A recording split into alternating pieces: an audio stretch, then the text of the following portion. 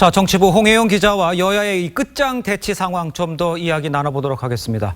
자, 홍 기자, 먼저 이 여야가 이제 발의를 해서 합의를 한 건데 지금 신속 처리 절차에 안건에 지정이 됐는지 요거 먼저 확인을 하죠. 아직도 안 된 거죠? 네, 지정은 안 됐고요. 예. 어제 이 초유의 방법이죠. 전자발의 방법으로 발의는 다 돼 있는 상태입니다. 제출은 되어 있는데 이 발의된 법안이 신속 처리 안건으로 지정이 되려면 특별위원회에서 의결을 해야 합니다. 그런데 어제 고위공직자 수사처 설치 법안을 처리할 사법개혁특위는 예. 회의장을 옮긴 끝에 겨우 열리긴 했지만 예. 정족수가 안 돼서 열지를 못했고 처리를 못했고요. 또 예. 정치개혁특별위원회는 아예 회의가 열리지 않았습니다. 아까 저 리포트에도 잠깐 얘기 나왔습니다만 그렇지만 주말이라도 회의를 할 수는 있는 상황이죠.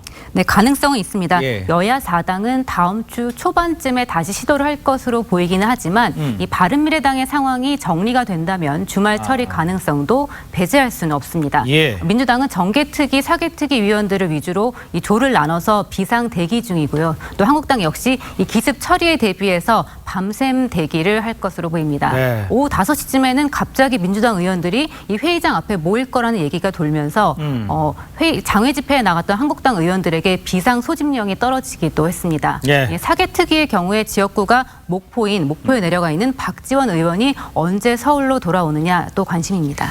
그런데 이제 결국 키를 쥐고 있는 건 이제 바른미래당인 것 같은데 바른미래당 내부 상황이 좀 복잡한 것 같아요. 상황이 어떻습니까? 네, 분위기가 좀 미묘합니다. 예. 네, 일단 김관영 원내대표가 공수처법 처리를 위해 교체한 사개특위위원 2명 가운데 1명이 이 최이배 의원은 어젯밤 가까스로 열린 회의에도 불참했습니다. 네. 정개특위 역시 김동철, 김성식 의원이 나타나지 않았죠. 이 예. 회의가 열렸어도 처리는 어려웠을 것으로 보입니다. 복잡한 당내 상황과 이 국회 내 강경 대체 상황 등이 여러 가지로 부담이 됐을 거라는 분석이 나옵니다. 예. 이 때문에 지금 민주당 내에서조차도 바른미래당 때문에 결국 이 패스트트랙이 좌초할 수 있을 것이다. 이런 하하. 조심스러운 전망도 나오고 있습니다. 예. 어제 회의에 불참했던 박지원 의원도 이 여러 정황을 볼 때 지금은 패스트트랙이 어려울 것 같다. 이 정치가 필요한 때다. 이런 얘기도 했습니다. 지금 민주당과 한국당의 이 극한 대치 이거 상당히 심각해 보이는데 언제까지 지금 이런 상태가 이어질 것 같아요? 우선 여야 4당이 다음 주 초반쯤에 이 재처리를 시도를 한다면 예. 이를 막으려고 하는 한국당과의 물리적인 대치가 절정으로 치달을 수 있습니다. 아. 또 민주당과 한국당 모두 시간이 가면 갈수록 여론이 자신들 편이다 이렇게 보고 있는데요. 예. 민주당은 한국당의 명분이 없다는 점을 강조합니다.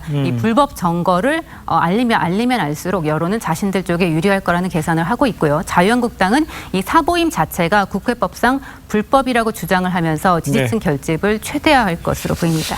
자, 그런데 이제 민주당이 한국당 의원과 또 뭐 보좌진을 해서 20명인가요? 이 정도를 고발을 했어요. 이 문제는 어떻게 됩니까? 아직은 양측이 물밑에서 협상을 시도할 그런 분위기도 아니고요. 또 네. 민주당도 취할 생각이 없어 보입니다. 네. 어제 한국당 의원 18명과 보좌진 2명 등 20명을 고발했는데 민주당 원내 지도부의 결정이 아니었습니다. 의원총회에 모인 50명 정도의 의원 전원이 만장일치로 결정한 거라고 합니다. 예. 민주당의 한 중진 의원은 나경원 원내대표의 이른바 이 깽판 정치 독주를 막아야 한다, 제동을 걸어야 한다 이렇게 얘기를 했고 예. 또 다른 의원은 100명이라도 고발할 수 있다 이렇게 말했습니다.